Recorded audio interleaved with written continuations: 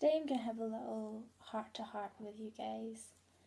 Um, I guess I'll start with when what I've been hearing a lot is when you really, really, really want to do something, what you have to do is find out why you want to do it.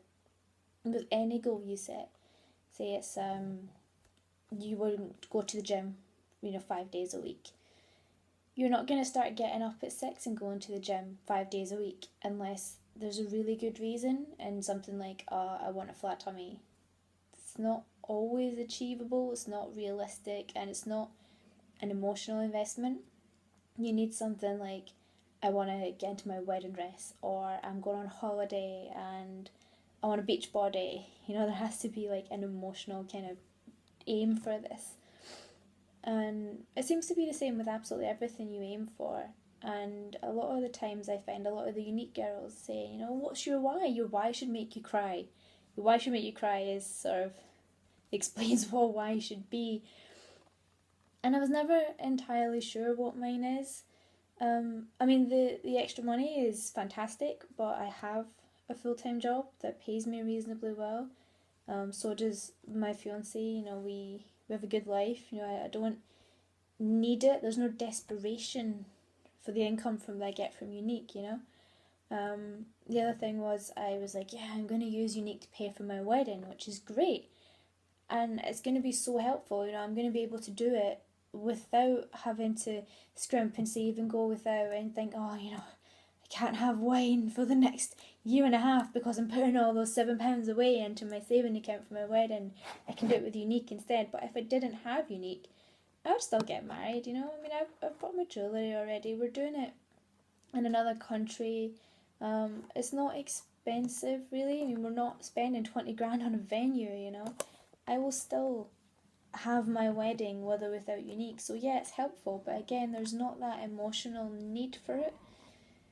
So I kind of think about what is my why. And right towards the start, I did like this idea of working from home. This really appealed to me. But more and more recently, it's become stronger for me. I kind of think about, what am I doing with my life? Like I go to work, and I read a survey recently that said something like 82% of people don't like their jobs. You spend most of your waking time there. You're there for 8 hours out of the day, sometimes more when you add in, if you get an unpaid lunch break that you then need to add back. There are certain companies I know that I've worked for, they give you 45 minutes unpaid break, so you're there for 8 hours and 45 minutes. And then you've got your commuting time. It takes me, depending on how I get there, half an hour to an hour there and back. So, that's 10 hours out of my day. I get 3 or 4 hours at home with Anthony doing my own thing, and that time is spent making dinner and doing food shopping and doing the washing, and then we go to bed because we get up early and go to the gym before work. And there has to be more than that to my life. This is what I'm expected to do until I'm 65, at which point I can retire and go and sit at home with a pension and a whole load of money, but not able to do anything. And I understand that 65 is not ancient, you're not incapable at that point. I already feel like, I'm 26 and I feel like I'm too old for things, I'm too old for cheap alcohol. I went out in Brisbane and got $3 vodkas. That's like £1.50 a vodka. I managed 2 of them. I got another one and I sat and looked at it for the rest of the night until I went home and went to bed. I had friends up from London just the last few days, and we went for dinner, and then we're like, should we just get some wine and go home? And then we had a glass of wine each and we all fell asleep. I'm too old for all-nighters. I'm too old for cheap alcohol. I'm too old for cartwheels. I discovered this recently when I was kind of showing off to my 5-year-old cousin who's learning to do cartwheels. I was like, Sophia, watch this. And I did a cartwheel, and they're like, do 2 in a row. And I did 2 in a row, and my body was like, what the hell are you doing? Like my wrists hurt and my shoulders hurt and my back hurt, and I pulled a muscle in my leg and I was seeing spots, and I was like, I am too old for this. But what am I not going to be able to do in 40 years? I'm not going to be able to hike the Inca Trail, or I'm not going to accept sleeping in a hostel bed on a top bunk. And I really want to travel. That's always been my dream, and I don't want to do it at the point that I can't do it fully. I don't want to do it where I'm going from like comfy hotel to comfy hotel and getting like an old person's bus to all the tourist attractions. That's not what I want. I want to experience the rest of the world. And God, the thought of being stuck in a job and working 9 to 5 and having 4 hours a day to myself, that terrifies me. That makes me feel sick. It worries me. It scares me. And I can't imagine that being my life.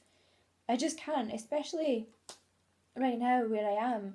I mean, my job sucks. I'm off. I've got like a sick line for 2 weeks. I'm going to have 3 weeks off because it is horrible to work there. The people I'm working with, I'm probably not allowed to say too much because there is an official complaint going on, but it's unpleasant, it's unfriendly, it's horrible. And I spend the majority of my day in that environment, and I come home and I cry, and I need more than that. So that is my why. Like, my why is that I want a life. I don't want to just get by until I don't have to work anymore and then try and like ration my pension to get me to my death. That's not a life for me. So I want this to go well. I want this to be more. I want this to give me the freedom that I've always wanted, to go and do things, to go and see other countries, to do the Inca Trail, to shark dive off the coast of South Africa, to skydive somewhere in New Zealand, like to go on a sand safari in Dubai. Like, I want to do these things with my life. I don't want to spend it looking at the rain out the window. I live in Scotland. It's now October. It's Halloween at the weekend. I'm not going to see daylight again until March. That's depressing. And I'm stuck here because this is where my job is. This is where my money is. This is how I survive. And that's not good enough. I don't want to survive through my life. I want my life to be an adventure. I want it to be something that I remember every day of. So that's my why. That's why I'm doing this. Because I just can't do the 9 to 5. It terrifies me. The thought that would be my life. What a waste. I might as well just give up now. I want more than that. And that's what I want from this. That is why I'm doing this. And I wanted to share that with you.